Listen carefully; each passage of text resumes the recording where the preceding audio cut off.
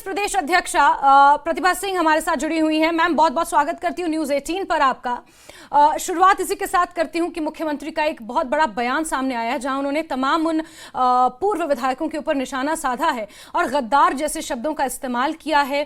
सत्ता में लालच के लिए वो लोग आए थे, पैसा कमाने के लिए आए थे, इस तरह के शब्दों का इस्तेमाल उन्होंने किया है अपने ही नेताओं के खिलाफ। कैसे देखती हैं मैम, क्या कहेंगी?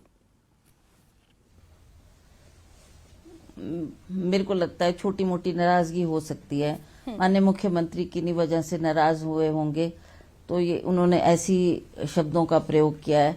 पर मैं समझती हूँ इसको ठंडे दिमाग से अगर लेंगे और सोचेंगे तो सभी में एक मिल बैठ के बात करने की आवश्यकता है, जो कि ऐसी स्थिति का सामना हम कर पाए और जो हमारे से रुष्ट लोग हैं उनको हम अपने पक्ष में लेकर उनकी बात सुनकर उसमें कोई फैसला मुख्यमंत्री ले, तो मुझे लगता है कि ये जो बादल हमारे ऊपर है वो जल्दी छिट जाएंगे और जल्दी सामान्य स्थिति हो जाएगी। मैम, यही बात आप बार बार कहती आई, कई बार कई मंचों से आपने इस बात को कहा जो आप आज दोहरा रही हैं कि सत्ता और संगठन में तालमेल की जरूरत है, बैठकर बात करने की जरूरत है, लेकिन कहीं सुनवाई नहीं हुई और शायद जिस बादल की आप बात कर रहे हैं संकट की, आज वो फिर कांग्रेस पार्टी के ऊपर आन पड़े हैं। अगर मेरी बात को इन्होंने सीरियसली लिया होता, संगठन के साथ बैठकर बातचीत की होती, संगठन के लोगों को थोड़ा मान सम्मान दिया होता, तो मैं दावे के साथ कह सकती हूँ कि ये स्थिति कभी पैदा ना होती। मैंने यही बात फिर हाईकमांड के पास भी बार बार रखी, बार बार कितनी बार मैं दिल्ली गई और मैंने, चाहे वो खड़गे जी थी, चाहे सोनिया जी थे, वेणुगोपाल थे, प्रियंका जी, राहुल जी थे, सभी के सामने ये बात रखी कि please look into this matter, this is a serious issue. आप अपना हमारे को टाइम दें, हमारी बात समस्याओं का समाधान करें। पर ज्यादा इसमें कुछ पहल ना उनकी तरफ से हुई और कुछ कमियां शायद हमारे में भी रही होगी, उसकी वजह से आज ये स्थिति पैदा हुई है। और हमें दुख है कि हम राज्यसभा की सीट को नहीं जीत सके, जो कि बहुत ही महत्वपूर्ण थी और हम चाहते थे कि हम भारी बहुमत से उस सीट को जीतें, लेकिन इसका रिजल्ट कुछ और रहा। और उसी तरह से अब दूसरी चुनौती हमारे सामने लोकसभा की का इलेक्शन आ गया है, उसमें भी हमें इस चुनाव का सामना करना है।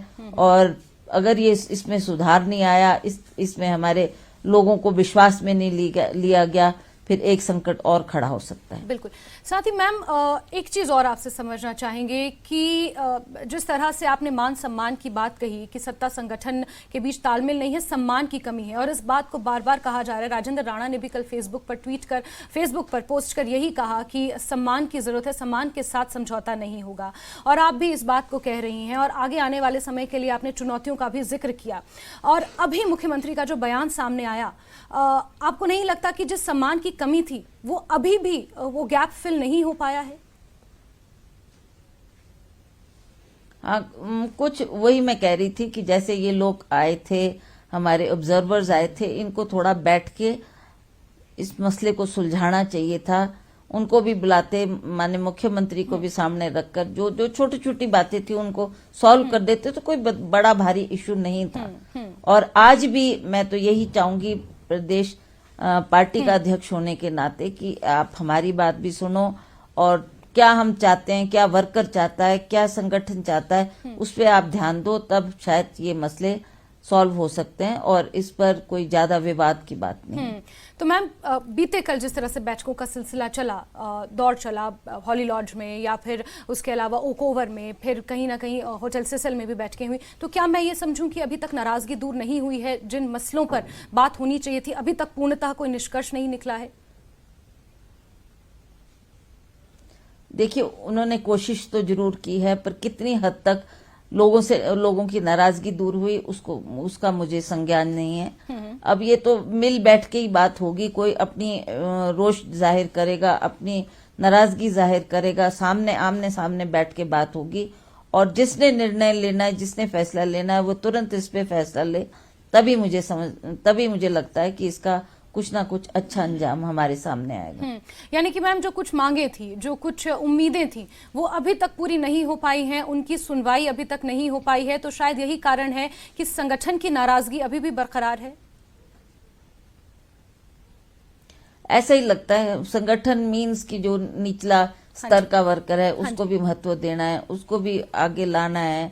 जो हमारे पार्टी के सक्रिय कार्यकर्ता हैं उनको भी कहीं ना कहीं, चाहे वो सरकार में हो, कहीं ना कहीं चाहे बोर्ड में हो, कॉरपोरेशन में हो, कहीं ना कहीं उनकी एडजस्टमेंट होनी चाहिए थी। यही उनकी नाराजगी का कारण है। बिल्कुल। और उन्होंने ये बात भी बार बार कही है। जी। ये बात भी उन्होंने बार बार कही है। पूर्व में भी जब कांग्रेस की सरकारें रही, माननीय राजा वीरभद्र सिंह जी जब मुख्यमंत्री हुआ करते थे, तो वो एक एक रिप्रेजेंटेटिव जो इलाके का था उससे पूछ के करते थे, चाहे वो जीता हुआ विधायक हो, चाहे वो हारा हुआ हो, उनसे पूछते थे आप बताओ, आप लिस्ट दो लोगों की नाम की और मैं उनको बोर्ड और कॉर्पोरेशन में डालता हूँ। उसमें बहुत जगह होती है लोगों को एडजस्ट करने की। तो उनको लगता था उस वक्त हमको ये मान सम्मान मिलता था, आज हमारी कोई सुनवाई नहीं हो रही, इसलिए उनकी थोड़ी नाराजगी है।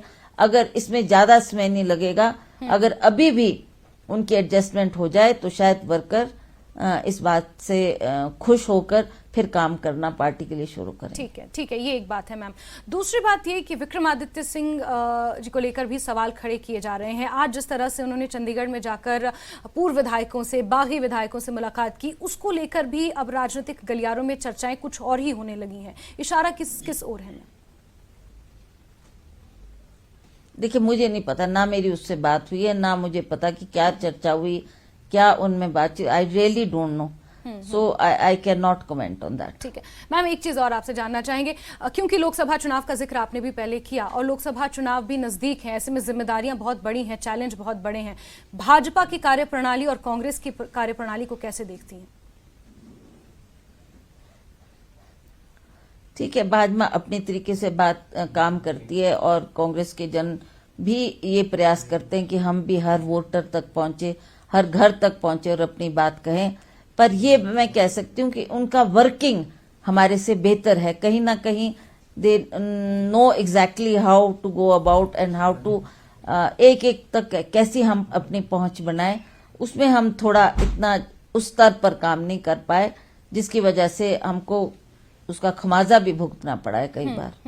बिल्कुल मैम, मेरा मूल सवाल यही था कि अब क्योंकि लोकसभा चुनाव के लिए संगठन का मजबूत होना जरूरी है, बूथों पर जाना है, जनता के बीच जाना है, जो कहीं ना कहीं संगठन के बलबूते होता है। और ऐसे में अब जो सरकार के बीच, संगठन के बीच जो कुछ हो रहा है, आपको लगता है कि लोकसभा चुनाव पर उसका असर पड़ेगा? हाँ, वो तो है ही है, वो तो है ही है। लोकसभा के चुनाव को देख के ही तो हमारी चिंताएं हैं।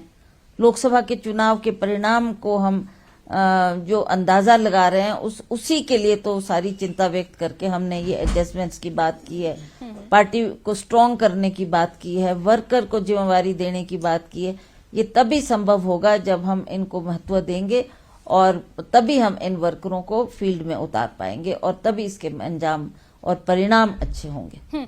मान लीजिए मैम, अब आगे का पॉसिबल कदम, अगर सरकार अडिग रहती है जिस तरह से अभी तक सरकार का रवैया रहा है, उसके बाद संगठन का किस तरह का रुख रहने वाला है? तालमेल बिठाने के लिए संगठन भी कोशिश कर रहा है, हमने कई मंचों से देखा है कि आप बार बार इस बात का जिक्र करती रही, लेकिन आगे लोकसभा के चुनाव की जो जिम्मेदारी है वो तो मिलकर निभानी पड़ेगी। एक आखिरी टेक इस पर।